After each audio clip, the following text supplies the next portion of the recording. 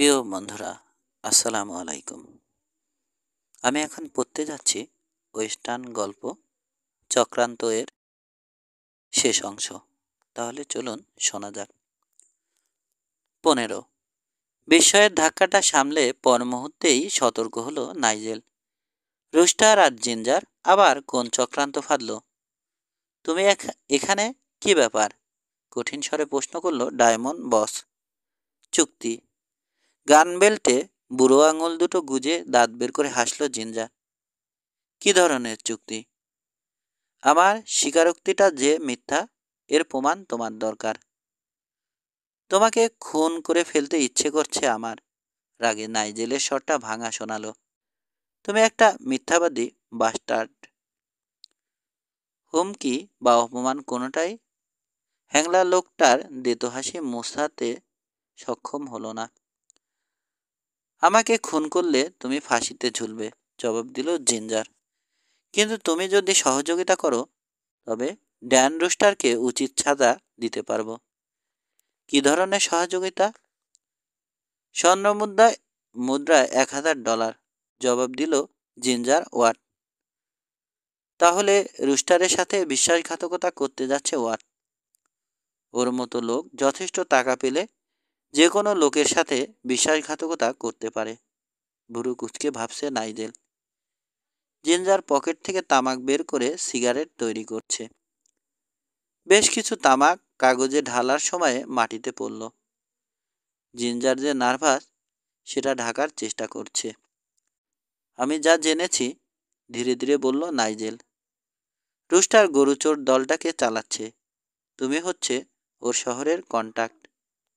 আমি টেইল করে ওর গোপন আস্তানা আবিষ্কার করে ফেলায় ভয় পেয়ে সে তোমাকে টাকা দিয়েছে মিথ্যা বলে আমাকে ফাঁসানোর জন্য। কথাটা ছিল যে কথা ছিল যে কথা ছিল সে তোমাকে বেইল দিয়ে বের করবে। তুমি বর্ডার পার হয়ে ওপারে চলে যাবে, ওদিকে আমি ফেঁসে যাব। ঠিকই ধরেছ, স্বীকার করল জিঞ্জার। সিগারেট ধরালো সে।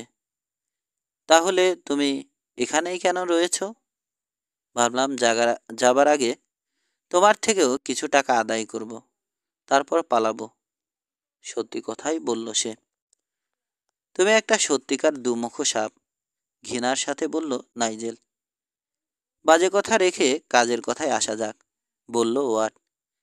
আমি এখন চলে গেলে তোমার যে কত বছরের জেল হবে তার কোনো নিশ্চয়তা নেই। তুমি কি $1000 আমাকে দেবে?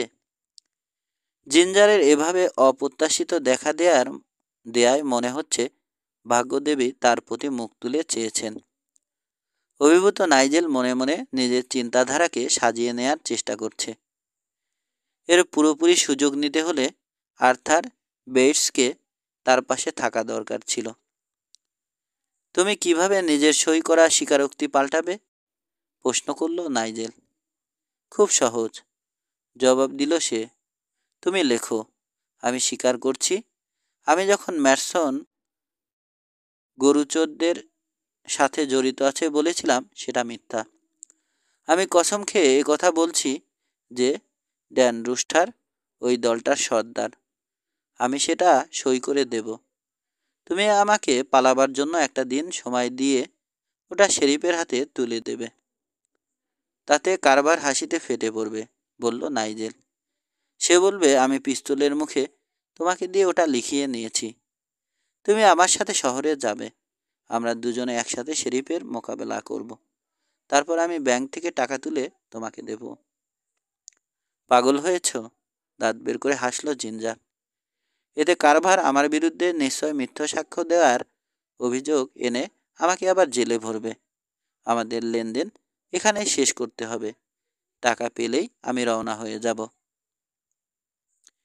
নাইজেল বুঝতে পারছে আর্থার বেটসের সাথে তার কথা বলা দরকার। সে জানবে এই পরিস্থিতিতে কি করতে হবে। সে বলল, ঠিক আছে, তোমার কথাই থাকলো। আগামীকাল সকালেই আমি শহরে গিয়ে টাকা তুলে আনব। তুমি এখানেই থাকো, এখানেই আমাদের লেনদেন হবে। ইতস্তত করছে জিঞ্জার। খোঁচা খোঁচা দাড়ি চুলকাচ্ছে সে। বোঝা যাচ্ছে লোকটা ফাঁদে পড়ে যাওয়ার ভয়ে অস্থির আছে।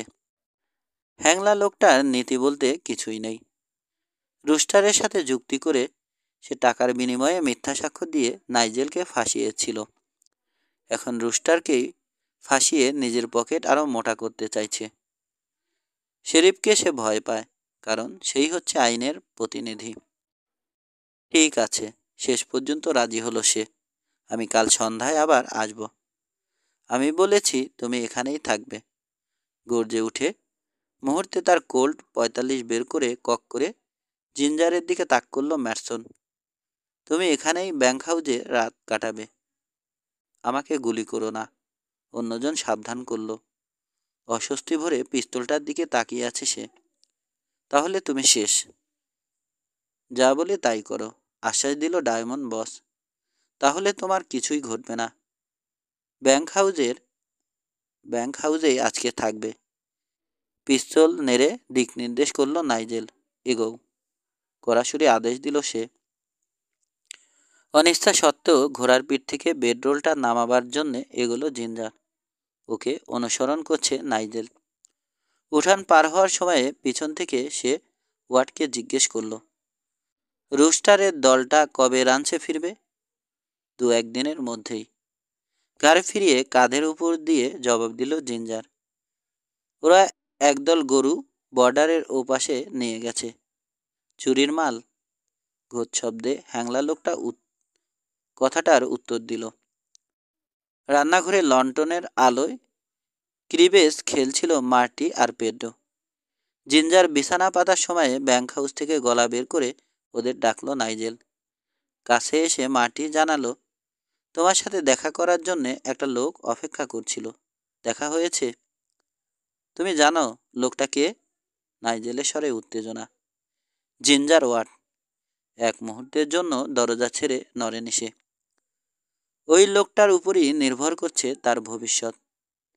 আর্থার বেটসের সাথে পরদিন সবার আগে সাক্ষাৎ করল ডায়মন্ড বস।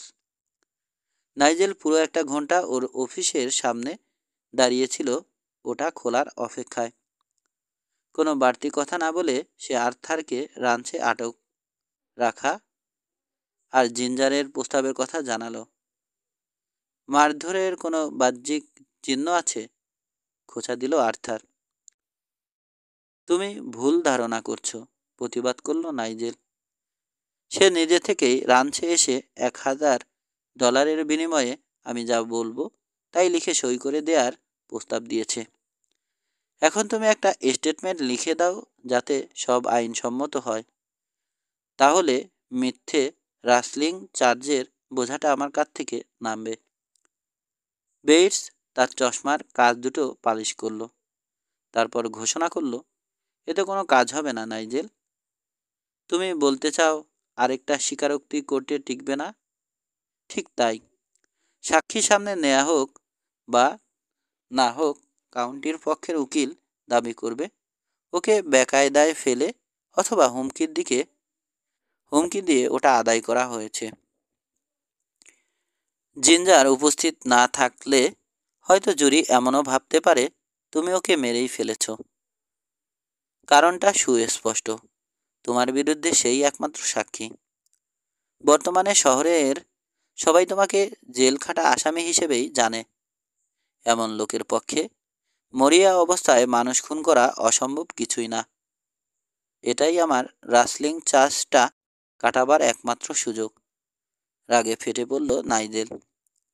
ওরা প্রথম স্টেটমেন্টটা ধ্রুব সত্য বলে ধরে নিয়ে দ্বিতীয়টাকে নাকচ করবে কেন? কারণ, ধৈর্যের সাথে বুঝিয়ে বলল আর্থার, নিজের শপথ করে দেয়া স্বীকারোক্তি যদি সে পাল্টায় তবে সে মিথ্যা সাক্ষ্যদাতা বলে প্রমাণিত হচ্ছে। ওর কোনো কথাই আর কেউ বিশ্বাস করবে না। তাহলে আমাকে আবার ইউমাতেই ফিরে যেতে হবে। কিন্তু ওকে যদি আমরা কোর্টে হাজির করতে পারি, বলে চলল আর্থার, তাহলে কেসটা আমাদের পক্ষে আসতে পারে। তাতে রুস্টার আটকা পড়ে যাবে। কিন্তু তা কি করে সম্ভব? জিঞ্জার টাকাটা হাতে পেলেই চম্পট দেবে। লোকটা কি সহানুভূতি পাওয়ার যোগ্য? উকিল মিষ্টি করে একটু হাসল। আমার পেশাগত উপদেশ হচ্ছে, শেরিফ কারভারকে সব কথা খুলে বলো। ওকে সাথে নিয়ে গিয়ে জিঞ্জারকে গ্রেপ্তার করে আনতে বাধ্য করো।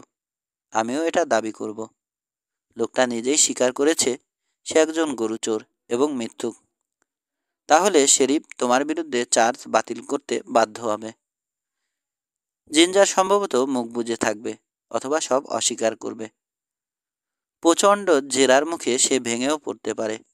শুধু শেরিফই নয়, আমিও ওকে কোর্টে জেরা করব। অফিসের মধ্যেই কিছুক্ষণ অস্থিরভাবে পায়চারি করল নাইজেল। আর্থারের কথাগুলোই সে ভেবে দেখছে। হয়তো তোমারটাই সঠিক উপায়, স্বীকার করল নাইজেল। আমি কারভারের সাথেই দেখা করব। আমরা দুজনেই একসঙ্গে যাব শেরিফের কাছে, সিদ্ধান্ত নিল আর্থার। কিছু আইনগত প্রশ্ন উঠতে পারে। নাদুস নদুস উকিলই আগে আগে চলল, পিছনে নাইজেল। শেরিফের অফিসে ঢুকলো ওরা। পরিপাটি পোশাক পরা শেরিফ তার ঘূর্ণির চেয়ারটা ঘুরিয়ে ওদের ভদ্রভাবে অভ্যর্থনা জানালো। আমি খুশির সাথে জানাচ্ছি, হাসি মুখে বলল বেইটস। আমার মক্কেল নাইজেল ম্যাটসনের বিরুদ্ধে অভিযোগটা মিথ্যা বলে প্রমাণ পাওয়া গেছে।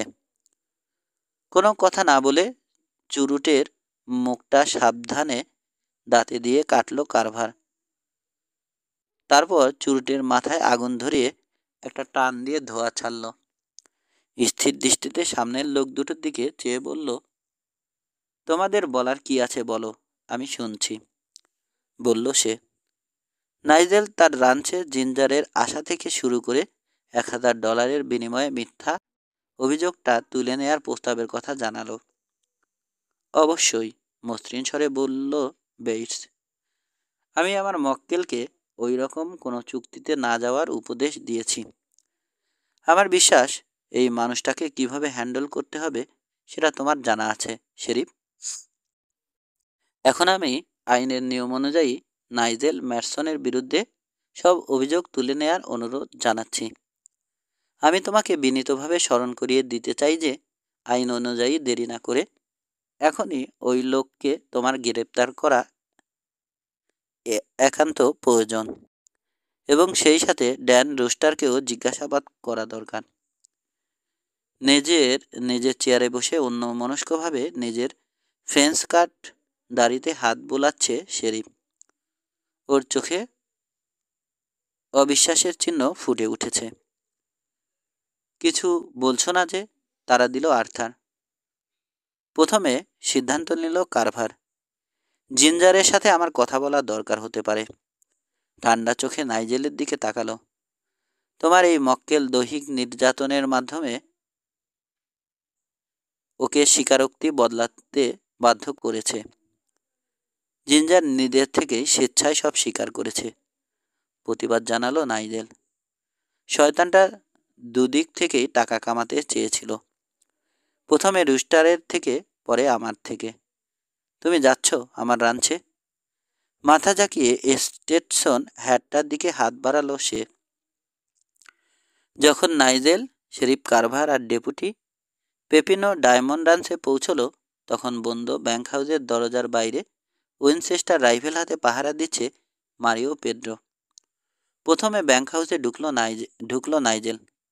ভিতরে পায়চারি করছিল জিঞ্জার। নাইজেলকে দেখে আগ্রহের সাথে এগিয়ে এসে জিজ্ঞেস করলো, আমার টাকা এনেছো? পরক্ষণে ওর চোখ দুটো বিস্ফারিত হলো। শেরিফকে দেখে সে ভয়ে পিছিয়ে গেল। হারামি, বিশ্বাসঘাতক! চিৎকার করে উঠেই পিস্তল বের করার জন্য হাত বাড়ালো সে। ডায়মন্ড বসের ডান হাতটা ঝাপসা হয়ে নিচে নামলো। একটা কোল্ড 45 গর্জে উঠল। যন্ত্রণায় আর্তনাদ করে উঠল জিঞ্জার। বুলেটের কঠিন আঘাতে হাত পাক ঘুরে গেল সে। ওর ডান কাঁধ থেকে রক্ত ঝরছে। শার্টটা ভিজে লাল হয়ে উঠল। খোঁচা খাওয়া শুয়োরের মতো চেঁচাচ্ছে লোকটা। টলতে টলতে পিছিয়ে একটা ব্যাংকের সাথে হেলান দিয়ে দাঁড়ালো। ওর চোখ দুটো জ্বলন্ত দৃষ্টিতে নাইজেলের দিকে চেয়ে আছে। ককানি থামাও, খেকিয়ে উঠল কারভার। ম্যাটসন দাবি করছে তুমি আর রুস্টার যুক্তি করে ওকে রাসলিংয়ের দায়ে ফাঁসিয়েছিলে। এখন তুমি $1000 বিনিময়ে রুস্টারকে ফাঁসানোর চক্রান্ত করেছ। কখনো না, ও আমাকে পিটিয়ে রাজি করিয়েছে। ব্যথায় আহত কাঠটা চেপে ধরে কোকাচ্ছে সে। পেপিনোর দিকে ফিরল শেরিফ। ওর কাঠটা ব্যান্ডেজ করে দাও, বলল সে। ওকে আমরা শহরে নিয়ে যাব।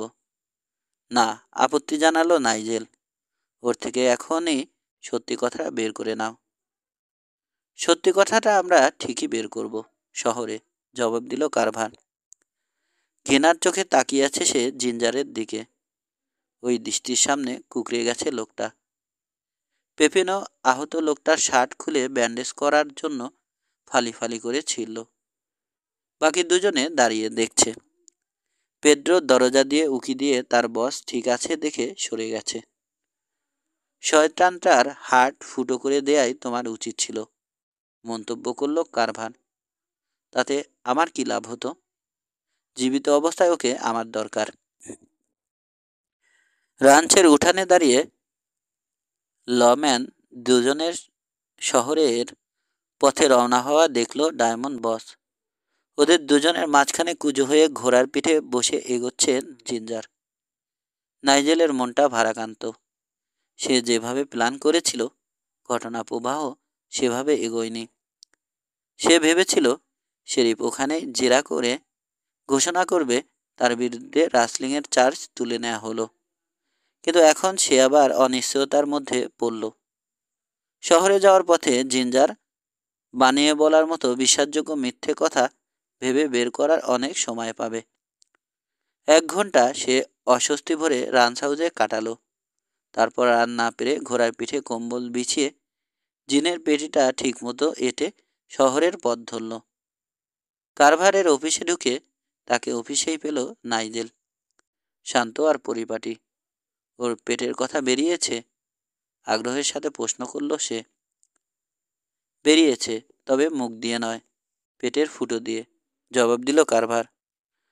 মরে গেছে? তুমি মিস করলেও পেপিনো করেনি। শহরে ফেরার মাঝ পথে এসে সে পালাবার চেষ্টা করলে পেপিনো ওকে গুলি করেছিল। বর্তমানে সে মর্গে আছে। ধপাস করে একটা চেয়ারে বসে পড়ল সে। জিঞ্জারের মৃত্যুতে নাইজেলের নিজের অবস্থা কি দাঁড়াচ্ছে বোঝার চেষ্টা করছে। লোকটা মরার আগে কিছু বলেছে? না, জবাব দিল কারভার। এতে আমার অবস্থা কি দাঁড়াচ্ছে? নাইজেলকে যাচাই করে দেখল কারভার। আগে যা ছিল এখনো তাই। ওই স্বীকারোক্তি কি এখনো কার্যকর হবে? ওটা নাকচ করার কোনো অধিকার আমার নেই। জিঞ্জার স্বীকার করেছে, এটাই তো প্রমাণ করে আমি নির্দোষ। চুরুটের দিকে হাত বাড়ালো কারভার। আমরা যতটুকু জেনেছি ম্যাটসন, উল্লেখ করলো কারভার। সেটা তোমার মুখের কথা, কোনো সাক্ষ্য প্রমাণ নেই। তুমি হয়তো সবটা বানিয়েই বলেছ। প্রতিবাদ করার জন্য মুখ খুলতে যাচ্ছিল নাইজেল। শেরিফ হাত তুলে ওকে থামালো। হয়তো তোমার কপালটাই খারাপ, জানি না, কিন্তু তোমার বিরুদ্ধে অভিযোগটা এখনো বলবৎ রয়েছে। তুমি দোষী কি নির্দোষ কোর্টই সেটার রায় দেবে। আর রুস্টার? কারভার তার চওড়া কাঁধ উচালো। আমি আন্দাজ করছি ড্যান বলবে জিঞ্জার লোকটা মিথ্যুক। কে প্রমাণ করবে সে তা নয়। ঠোঁটে ঠোঁট চেপে নীরবেই কারভারের অফিস থেকে বেরিয়ে এলো নাইজেল। নাইজেলের মৃত্যুতে সে আরও বিপদে পড়ল। জেলখাটা আসামির কথা কে বিশ্বাস করবে? 16 শেরিফের সাথে কথা বলার পর কোনো দিকে আশার আলো দেখতে পাচ্ছে না নাইজেল।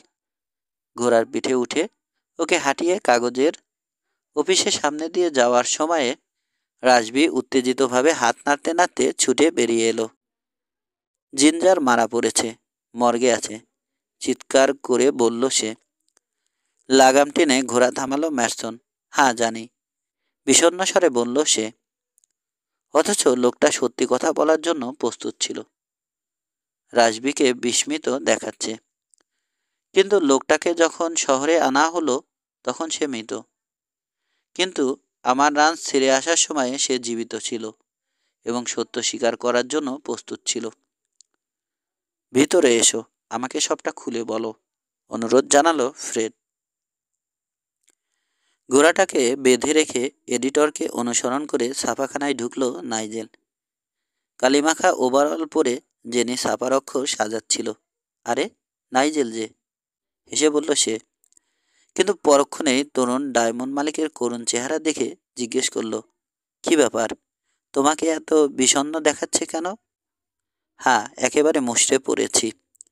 জিঞ্জার মারা গেছে। কপাল কুঁচকালো জেনি। ওর মৃত্যুতে তোমার দুঃখ পাওয়ার কি আছে?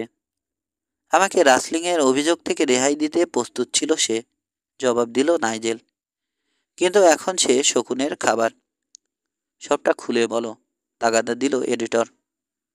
নাইজেল রুস্টারের সাথে বিশ্বাসঘাতকতা বিশ্বাসঘাতকতা করে $1000 বিনিময়ে সত্যি কথা বলতে চাওয়া থেকে শুরু করে শেরিফের সাথে তার কি কথা হয়েছে সবই বলল।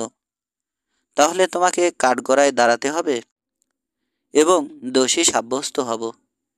শেরিফকেই আমি বিশ্বাস করাতে পারলাম না, জুরি কেন আমাকে বিশ্বাস করবে? কমপক্ষে আমরা একটা ব্যাপারে নিশ্চিত, আপন মনে বলল ফ্রেড। রুস্টারি গরুচোর দলটার নেতা, শুধু প্রমাণের অভাব। জিঞ্জার কি আর কিছুই বলেনি? মাথা নাড়ল নাইজেল।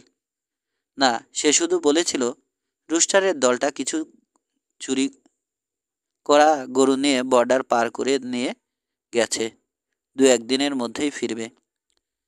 এই লোকগুলো কোথায় লুকিয়ে থাকে? প্রশ্ন করল মেয়েটা।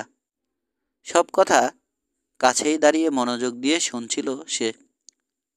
রুস্টারের রাঞ্চে, আমি ওর ব্যাংক হাউস দেখেছি। ওখানে 12টা ব্যাংক রয়েছে, কিন্তু ওর কাউহ্যান্ড মাত্র 2 জন। ভালো কথা, আবার বলল জেনি। তাহলে সমাধানটা সহজ। ওই লোকগুলো ফিরে এলে শেরিফকে ওখানে নিয়ে ওদের গ্রেপ্তার করাতে হবে। রুস্টার চতুর হতে পারে, কিন্তু এত লোকের উপস্থিতির কি ব্যাখ্যা দেবে? ম্যাটসন আর রাসবি পরস্পরের দিকে কিছুক্ষণ চেয়ে রইল। সহজ সমাধান, হেসে বলল এডিটর, অথচ সহজে মনে আসে না। যা হোক, তোমার প্ল্যানে একটা ফাটল রয়েছে জেনি। নাইজেল আগেও একবার পসি নিয়ে ধাওয়া করে ব্যর্থ হয়েছে। আবারও শেরিফকে পসি নিয়ে কোথাও যেতে রাজি করানো কঠিন হবে। মনে রেখো, 8 জন পসির জন্য কাউন্টি ট্যাক্স দাতাদের দৈনিক $40 করে দিতে হয়। তাছাড়া শেরিফ আমাকে মোটেও দেখতে পারে না। এখন ভাবছি কারভার, না, তা কি করে হয়? শেষের কথা কয়টা স্বগোক্তির মতোই শোনালো। কিন্তু বদনাম ঘুচানোর যে এই একটা পথই খোলা রয়েছে তোমার জন্যে, বলে উঠল জেনি। তারপর ভাইয়ের দিকে তাকিয়ে বলল, তুমি কিছু করতে পারো না ফ্রেড? আমি লেইজিটিতে গিয়ে জেমস টাইলারের সাথে কথা বলতে পারি। চিন্তা নিমগ্ন ফ্রেড বলল, টাইলার সবার ব্যাপারে সন্দিগ্ধ, বিশেষ করে রুস্টারের মেক্সিকান ঘোড়া চোরের পিছনে রাতের বেলা পসির রওনা হওয়ার কথাটা সে হজম করতে পারেনি। ওর গলার স্বর বদলালো। তুমি রুস্টারের রাঞ্চের উপর নজর রাখো, এদিকে আমি টাইলারের সাথে কথা বলে দেখি। হয়তো লোকটা ভালো কোনো বুদ্ধি জোগাতে পারবে। আবার একটা ক্ষীণ আশা দেখতে পাচ্ছে নাইজেল। ডায়মন্ডে ফিরে গেল সে। মার্টি আর পেড্রোকে জিঞ্জারের মৃত্যুর খবরটা দেওয়ার পর দিনরাত 24 ঘন্টা ডিয়ার রাঞ্চের উপর নজর রাখার একটা প্ল্যান করলো। সন্ধ্যার পর আমাদের একজন পাহাড়ের ভিতর ঢুকে ডিয়ার রাঞ্চের উপর নজর রাখবে। পরদিন সন্ধ্যা পর্যন্ত পাহারায় থেকে সে ফিরে আসবে। কিন্তু সাবধান, টেলিস্কোপটা সূর্যের বিপরীত দিক থেকে কখনো ব্যবহার করো না। গতবার ওই কারণেই ওরা আমার উপস্থিতি টের পেয়েছিল। সূর্য ডুবতেই মাটি ঘোড়া নিয়ে পশ্চিমে রওনা হলো। পরদিন সকালে নাইজেল আর পেড্রো বারান্দায় বসে গল্প করছিল। কয়েকজন আরোহী ডায়মন্ডের উঠানে এসে হাজির হলো। নাইজেল, টাইলার আর তার 3 জন রান্স হ্যান্ডকে চিনতে পারল। বিস্ময় ঢেকে উঠে দাঁড়ালো সে। ঘোড়ার পিঠ থেকে নেমে নাইজেলের দিকে এগোলো টাইলার।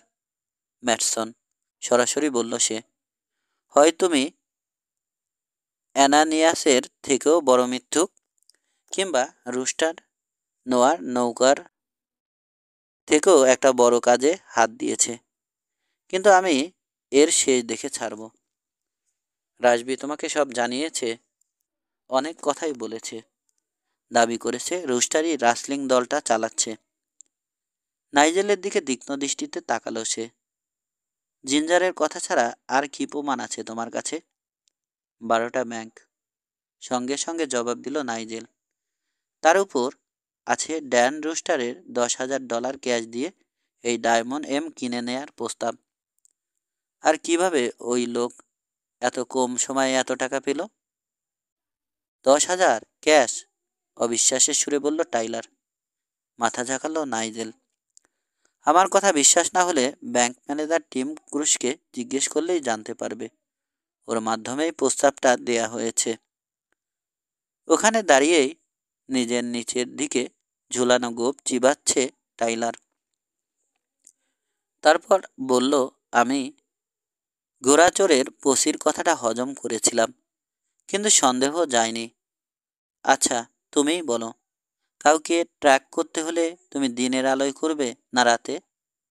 রাতে কাউকে ট্র্যাক করা যায়, তবে ওরা সারাদিন ডিয়ার রাঞ্চে অলসভাবে কাটিয়ে রাতের বেলা রওনা হলো কেন? জিঞ্জার বলেছিল 2-1 দিনের মধ্যেই দলটা ফেরত আসবে। আমার একজন লোক এখন ডিয়ার রাঞ্চের উপর নজর রেখেছে। চোখ সরু করে নাইজেলের দিকে তাকালো সে। এই ভ্যালিতে একটা ফাঁসির পার্টি হওয়া নেহাত জরুরি হয়ে উঠেছে। ঘুরে নিজের লোকগুলোকে নামতে বলল টাইলার। স্পষ্টই বোঝা যাচ্ছে রাসলারদের জ্বালায় অতিষ্ঠ হয়ে উঠেছে লেইজি টির বস। সে নিশ্চিত নাইজেল অথবা রুস্টার, এই দুজনের একজন তার এই ক্ষতি ঘটাচ্ছে। অপরাধীকে চিহ্নিত করতে সে বদ্ধপরিকর। যদি রাসলারের দলটা ফিরে না আসে, তাহলে তাকেই ফাঁসিতে ঝুলতে হবে। লেইজিটির লোকজন ব্যাংক হাউসে বিছানা পেতে সারাদিন অলসভাবে তামাক চিবিয়েই দিনটা কাটালো। অন্ধকার হয়ে আসার পর মাটি ফিরে এলো। আগ্রহের সাথে ওর দিকে দ্রুত পায়ে এগোলো নাইজেল, কিন্তু উল্লেখযোগ্য কোনো খবর নেই। সে সারাদিনে রুস্টার, জিনি আর স্যামকে ছাড়া আর কাউকে দেখতে পায়নি। পেড্রো ঘোড়া নিয়ে রওনা হয়ে গেল। অপেক্ষা করা ছাড়া করার আর কিছুই নেই। 24 ঘন্টার আগে আর কোনো খবর পাওয়া যাবে না। সূর্য ওঠার আগে সে নজর রাখা শুরু করতে পারবে না। আর অন্ধকার না হওয়া পর্যন্ত ওকে ওখানেই গোপনে লুকিয়ে থাকতে হবে। এমন আরও কয়েকটা দিন গেলে টাইলারের মেজাজ বিগড়ে যাবে, সন্দেহ নেই। জিঞ্জার যদি তাকে মিথ্যে খবর দিয়ে থাকে, তাহলে তারই নেকটাই পার্টিতে প্রধান অতিথি হতে হবে। রাতে মাত্র ঘুমিয়েছে নাইজেল। শক্ত হাতে কাঁধে ঝাঁকুনি খেয়ে ওর ঘুম ভেঙে গেল। উঠে বসে কয়েকবার চোখের পাতা ফেলল। দেখল মার্টি দাঁড়িয়ে আছে ওর সামনে। পেড্রো ফিরে এসেছে? উত্তেজিত স্বরে বলল সে। ফিরে এলো কেন? এতক্ষণে তো ওর ওখানে মাত্র পৌঁছানোর কথা।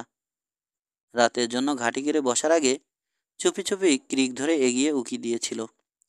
জায়গাটা লোকজন আর ঘোড়ায় গিজগিজ করছে। ডায়মন্ড মালিকের ঘুম ছুটে গেল। দ্রুত তৈরি হয়ে নিল সে। হয়তো আমার কপাল খুলেছে, বলল সে। আমাকে লণ্ঠনটা দাও।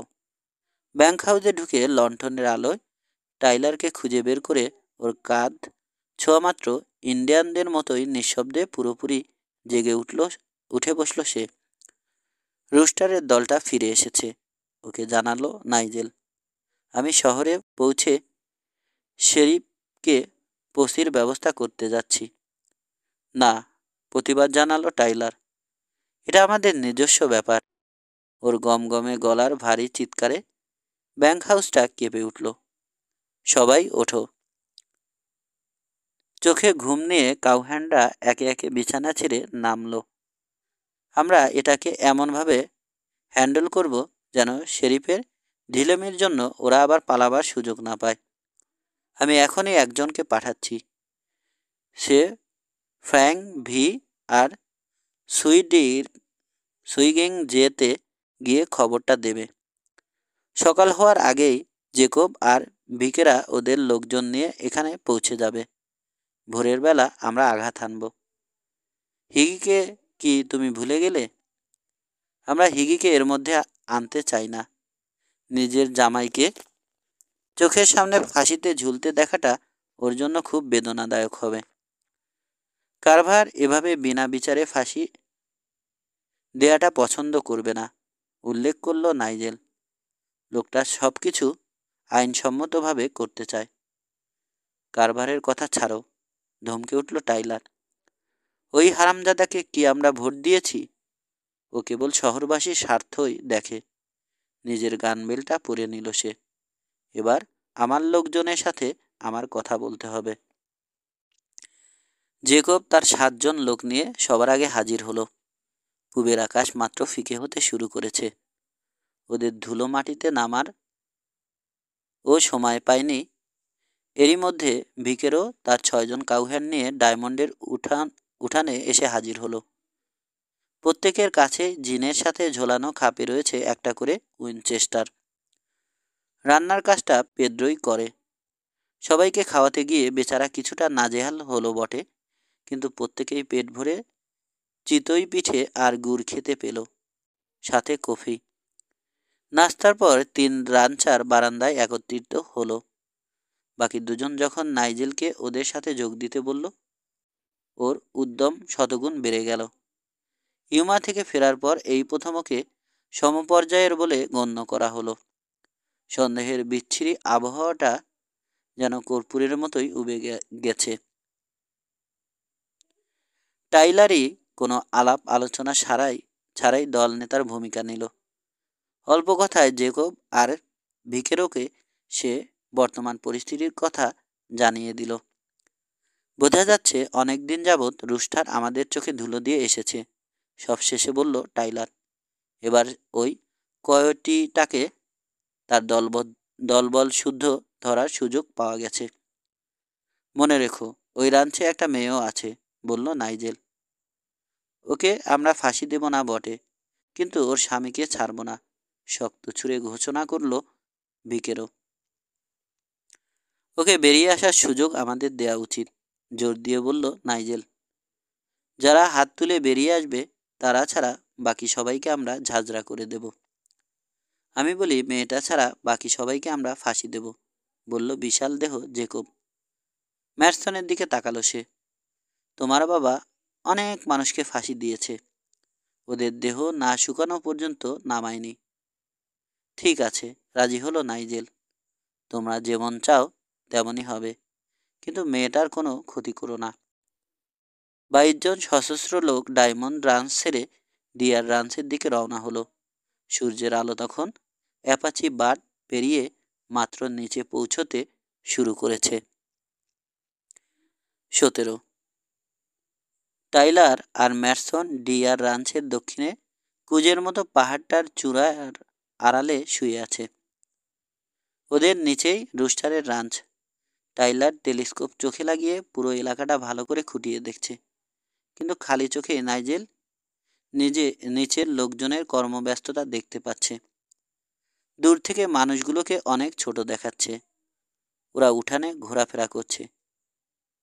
পনিগুলোকে তারে ঘেরা কোরালে রাখা হয়েছে, কয়েকটা পানি খাচ্ছে। ঘোত করে একটা সন্তুষ্টির আওয়াজ করে টেলিস্কোপটা নাইজেলের হাতে তুলে দিল টাইলার।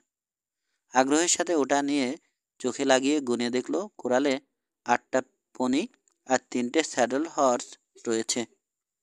প্রায় সমান সংখ্যক লোক দালানের আশপাশে ঘুরে বেড়াতে দেখা যাচ্ছে। আমাদের কপাল ভালো, ওদের এবার বাগে পেয়েছি। মনে হয় এবার অ্যাকশনে নামার সময় হয়েছে, বলল টাইলার। বুকে হেঁটে চূড়ার থেকে কিছুটা পিছিয়ে এসে হেঁটে নিজেদের ঘোড়ার কাছে চলে এলো ওরা। ঘোড়ায় চড়ে দুজনে ওয়েস্ট ফর্কে আর সবার সাথে মিলিত হলো। 3 জন রাঞ্চার একত্রিত হলে টাইলার তার প্ল্যানটা ব্যক্ত করল। আমরা ঘোড়া এখানে রেখে পায়ে হেঁটে এগোবো, বলল সে। নাইজেলের 2 জন কাউহ্যান্ড এখানেই ঘোড়া পাহারা দেবে। ভিকেরোর দিকে ফিরল টাইলার। চার্লস, তুমি তোমার 6 জন লোক নিয়ে ঘুরে পশ্চিম দিকে লুকিয়ে অপেক্ষায় থাকো। স্পারগুলো খুলে রেখে যাওয়াই ভালো। জেকব, তোমার দুজন লোক আমার দরকার। ওরা তারের বেড়া কেটে পনিগুলোকে তাড়িয়ে দেবে। আর আমরা বাকি সবাই ক্রিকের তলায় নেমে ছড়িয়ে পড়ব। আমি সিগন্যাল না দেয়া পর্যন্ত কেউ গুলি ছুড়বে না। পকেট থেকে রূপার ঢাকনি দেয়া একটি চওড়া ঘড়ি বের করলো সে। তোমাকে ওখানে পৌঁছে পজিশন নেয়ার জন্য 1 ঘন্টা সময় দেয়া হলো। ভিকেরও আর তার ছয়জন কাউহ্যান্ড পাহাড়ের খাস ধরে এঁকে বেঁকে রওনা হয়ে গেল। ওদের প্রত্যেকের হাতেই উইনচেস্টার। ঘোড়াগুলোকে তার কেটে তাড়ানোর ভারপ্রাপ্ত দুজন ঘোড়ার পিঠে উঠে রাঞ্চের পিছন দিক দিয়ে ঘুরে কোরালের দিকে এগোলো। গোলাগুলি শুরু হলেই ওরা ওদের কাজে নামবে। 1 ঘন্টা বাকি, লোকগুলোকে অপেক্ষায় থাকতে হবে। পিস্তল আর রাইফেলে গুলি ভরা, ওগুলো ঠিকমতো কাজ করছে কিনা চেক করা, তামাক চিবানো আর নিচু স্বরে কথা বলেই সবাই সময় কাটাচ্ছে। ঘড়ি দেখলো টাইলার। কিরিক ধরে আমার সাথে এসো, নির্দেশ দিল সে। কোনো শব্দ করো না। জেমস টাইলারকে অনুসরণ করে শুকনো ক্রিকের তলায় নামলো নাইজেল। মাঝারি আকারের পাথরগুলোকে পাশ কাটিয়ে সার বেঁধে এগোচ্ছে সবাই। দুধারে ক্রিকের খাড়া দেয়াল ওদের আড়াল করে রেখেছে। ম্যাটসন আর টাইলার সাথের লোকগুলোকে ছড়িয়ে সুবিধামতো জায়গায় দাঁড় করালো। ওদের কয়েকজন ক্রিকের দেয়াল ছুরি দিয়ে খুঁচিয়ে পা রাখার জায়গা করে নিতে ব্যস্ত। হঠাৎ রাঞ্চ থেকে একটা গুলির আওয়াজে নীরবতা ভঙ্গ হলো। প্রায় সঙ্গে সঙ্গে পশ্চিম দিকের ঢালের বিভিন্ন জায়গা থেকে অনেকগুলো রাইফেল গর্জে উঠে তার জবাব দিল। আরও রাইফেল রাঞ্চের দিক থেকে প্রতিবাদ জানালো। পাহাড়ের গায়ে প্রতিধ্বনিত হচ্ছে ওই শব্দ। রাগে বিড়বিড় করে কি যেন বলল টাইলার। ওদের হঠাৎ করে অপ্রস্তুত অবস্থায় পাওয়ার সুযোগটা আর মিলল না। সম্ভবত কোনো তীক্ষ্ণ দৃষ্টির লোক উঠান থেকে ভিকেরোর কোনো লোককে নড়তে দেখে গুলি করেছে, ভাবল নাইজেল। এখন আর নীরবতার কোনো প্রয়োজন নেই। ক্রিকেট দেয়ালে যারা জায়গা করে নিয়েছে তারা কিন্তু গুলি ছোড়া শুরু করেনি। মাথা নিচু রাখো তোমরা, সাবধান করলো টাইলার। ম্যাটসন পা রাখার মতো একটা জায়গা খুঁড়ে নিয়ে মাথা থেকে এক্সটেনশন হ্যাটটা নামিয়ে রাখল। রাইফেলের লিভার টেনে গুলি করার জন্য প্রস্তুত হয়ে খোঁড়া গর্তে পা রেখে ক্রিকেট ধারের উপর সামান্য মাথা তুলল। ক্রিকেট ধারে অনেক ঝোপঝাড় রয়েছে, তারই ফাঁক দিয়ে উকি দিল সে। উঠানটা শূন্য, কেবল একজন মুখ থুবড়ে পড়ে আছে। কয়েকটা খিঁচুনি দিয়ে স্থির হয়ে গেল সে। ব্যাংক হাউসের জানালা আর রান্স হাউস থেকে গুলি ছোড়া হচ্ছে। ঢালের উপর থেকে ভিকেরোর লোকজন তার উত্তর দিচ্ছে। সবাই তৈরি হওয়ার পর টাইলারের নির্দেশে ক্রিকের ধার থেকে গুলিবর্ষণ শুরু হলো। একটা গুলি নাইজেলের মাথার কাছে লেগে ওর মুখে মাটি ছিটালো। দ্রুত মাথা নামিয়ে নিল সে। ওর বাম দিকে একজন কাউবয় আর্তনাদ করে চিত হয়ে পড়ে গেল। নড়ছে না লোকটা। ওর দুই চোখের মাঝখানে একটা গর্ত থেকে রক্ত চুইয়ে পড়ছে। উইনচেস্টারের শব্দের মধ্যে মাঝে মাঝে স্পেন্সারের হুঙ্কার আর শার্প 45-এর গর্জন শোনা যাচ্ছে। ম্যাটসন অনুমান করছে কোনো পক্ষেরই রাইফেলের গুলি যথেষ্ট পরিমাণে নেই। কাউবয়দের গানবেল্ট সাধারণত 45 গুলিতে ভরা থাকে। রাইফেলের 44 গুলি মাত্র গুটি কয়েক রাখা হয়। ম্যাগাজিনে কারো হয়তো গোটা 15 গুলি আছে। এতক্ষণে অনেকেরই গুলি ফুরিয়ে এসেছে। শত্রুপক্ষ মোটা দেয়ালের আড়ালে বেশ নিরাপদেই আছে। এর ফলাফল খারাপ হয়ে দাঁড়াতে পারে। এই অবরোধ কয়েকদিন পর্যন্ত চলতে পারে। ক্রিকেট তলায় নেমে দেখল টাইলার মৃত কাউহ্যান্ডটার দিকে চেয়ে নীরবে গোঁফ চিবাচ্ছে। হতভাগ্য, বলল ম্যাটসন। ক্রিকের ওপাশে একজনকে ওরা আহত করেছে, জানালো টাইলার। জেকব ওদের দিকে এগিয়ে এলো। সারা জীবন জিনের উপর কাটিয়ে ওর পা দুটো ধনুকের মতো বাঁকা হয়েছে। মনে হচ্ছে কোনো পক্ষই জিততে পারবে না, মন্তব্য করল সে। ওদের আমরা সূর্য ডোবার পর ঠিকই বেরোতে বাধ্য করব, জোর দিয়ে বলল টাইলার। কিভাবে? প্রশ্ন করল কৌতূহলী নাইজেল। ধোয়া, জবাব দিল লেইজিটির বস। আমরা ওদের দরজা আর জানালার উপর ঝোপ কাদা দিয়ে আগুন ধরিয়ে দেব। ততক্ষণে আমাদের গুলি সব শেষ হয়ে যাবে।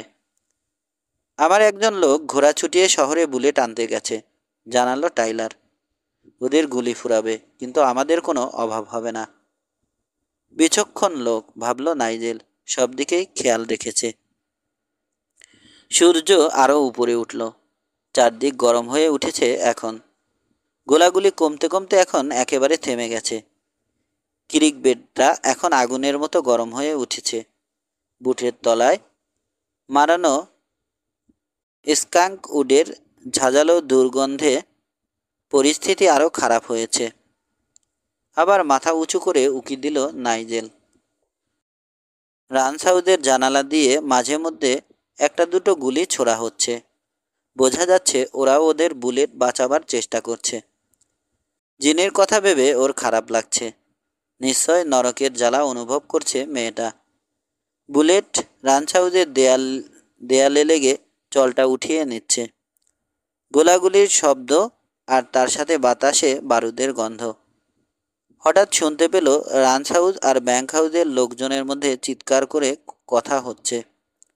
রুস্টারের কর্কশ্বর চিনতে পারলেও কথা কি হলো বুঝতে পারল না নাইজেল। কিন্তু কিছু একটা ঘটতে যাচ্ছে বুঝে রাইফেল কাঁধে ঠেকিয়ে তৈরি রইল সে। রান্স হাউসের দরজা খুলে গেল। দরজার চৌকাঠের উপর জিনিকে দেখা গেল। দুই হাত উপরে তুলে দাঁড়িয়ে আছে।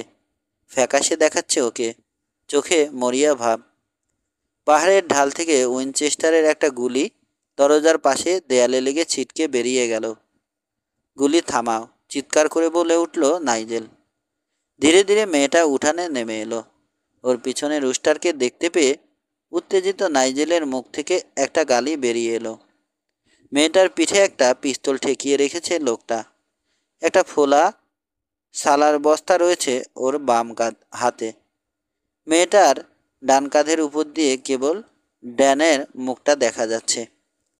কেউ যদি গুলি চালাও তবে মেয়েটাকে মেরে ফেলবে, চিৎকার করে জানালো সে।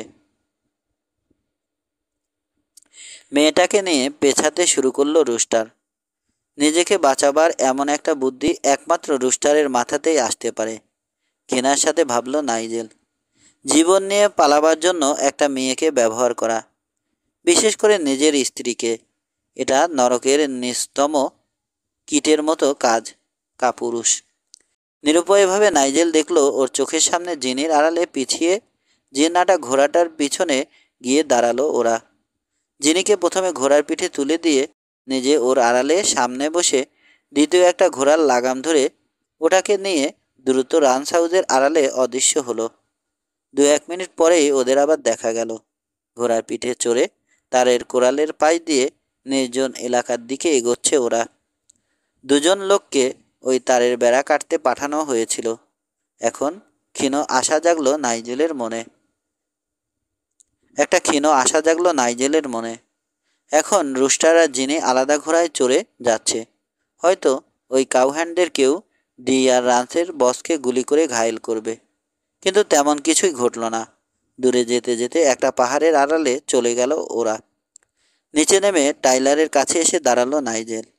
লোকটা এখনও ওরা যেই পাহাড়ের আড়ালে অদৃশ্য হয়েছে সেদিকে চেয়ে আছে। দেখলে রুস্টার কিভাবে পালালো, বলল নাইজেল। শুষ্ক হাসিতে পৌর লোকটার মুখে ভাঁজ পড়ল। ধৃষ্টতারও একটা সীমা থাকে, কিন্তু ওর তা নেই। আমি শয়তানটার পিছনে যাচ্ছি। সাথে যাওয়ার জন্য আর কাউকে দরকার? না, জোর গলায় জবাব দিল নাইজেল। তাহলে তাড়াতাড়ি রওনা হও, বলল টাইলার। ওকে ছাড়া আমাদের নেকটাই পার্টি জমবে না। নাইজেল দ্রুত নিজের ঘোড়ার কাছে ফিরে এলো। পলাতক রুস্টারের কথাই ভাবছে সে। আক্রমণকারী দলটা একমাত্র পূব দিকটাই ফাঁকা রেখেছিল এবং ওই দিক দিয়েই পালিয়েছে রুস্টার। কিন্তু ম্যাটসনের মনে কোনো সন্দেহ নেই যে প্রথম সুযোগেই ড্যান দক্ষিণে যাবে। ইউনাইটেড স্টেটসের বর্ডার পেরিয়ে মেক্সিকোতে ঢুকতে পারলেই সে নিরাপদ, কারণ ওখানে স্টেইটসের আইন খাটবে না। বর্ডার বেশ দূরে, ওখানে পৌঁছতে পুরো একটা দিন লাগবে। তার আগেই রাত নেমে আসবে, সুতরাং ওদের রাতের জন্য কোথাও ক্যাম্প করতেই হবে। ঘোড়ার পিঠে রওনা হয়ে ভাবছে নাইজেল। সান সিয়েমন ভ্যালির দক্ষিণে মরু অঞ্চল, রুক্ষ আর শুষ্ক। ওখানে একটাই মাত্র ওয়াটার হোল আছে, টর্টিয়া ওয়েলস। ওই লম্বা পথ পাড়ি দেওয়ার পথে ওদের ওখানে ক্যাম্প করতেই হবে। দুটো ওয়াটার বটল সাথে নিয়েই রওনা হয়েছে নাইজেল। তাড়াহুড়ো করল না ম্যাটসন, ধীর গতিতেই ক্রিক ধরে রওনা হলো সে। যদি তার ধারণা ভুল হয়ে থাকে, ঘোড়াটাকে খামোখা ক্লান্ত করে লাভ নেই। ঠিক আজ করে থাকলে ওরা রাতটা টর্টিয়া ওয়েলসেই কাটাবে। তার হাতে অনেক সময় রয়েছে। পাহাড়গুলো পেরিয়ে দক্ষিণে রওনা হলো নাইজেল। ঘন্টার পর ঘন্টা দক্ষিণে চলেছে নিঃসঙ্গ আরোহী। বহু পিছনে ছায়ার মতো মাস্ট্যাং হিলস ঝাপসা হয়ে এসেছে। অ্যাপাচি বাট বেগুনি লাল ধোয়ার মতো দেখাচ্ছে এখন। ওর চারপাশে বিস্তীর্ণ শুকনো সমতল জমি, মাঝে মাঝে ক্যাকটাস গাছ দেখা যাচ্ছে। ঘোড়া থামালো নাইজেল। রুমাল ভিজে ঘোড়াটার নাক মুছিয়ে দিল। তারপর মাথা থেকে স্টেটসন হ্যাটটা খুলে ওতে পানি ঢেলে ঘোড়ার মুখের সামনে ধরল। আগ্রহের সাথেই পানিটুকু খেলো ঘোড়াটা। ওকে একটু বিশ্রাম দেওয়ার জন্য ওর পিঠে না চড়ে হাঁটিয়ে নিয়ে চলল সে। সন্ধ্যা হয়ে এলে আবার ঘোড়ার পিঠে উঠে মরুভূমির আরও গভীরে ঢুকলো নাইজেল। আকাশে একে একে তারা ফুটে উঠতে শুরু করেছে। গরম বাতাস বইছে। বাতাসে একটা মরা ওকাটিও গাছ খড়খড় শব্দ তুলে দুলছে।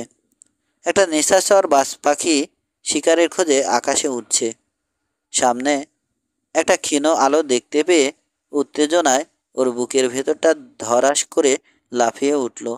একটা ক্যাম্পফায়ার। সে নিশ্চয় টর্টিয়া ওয়েলস এর কাছাকাছি এসে পড়েছে। কিন্তু আগুনটা জ্বেলেছে কে?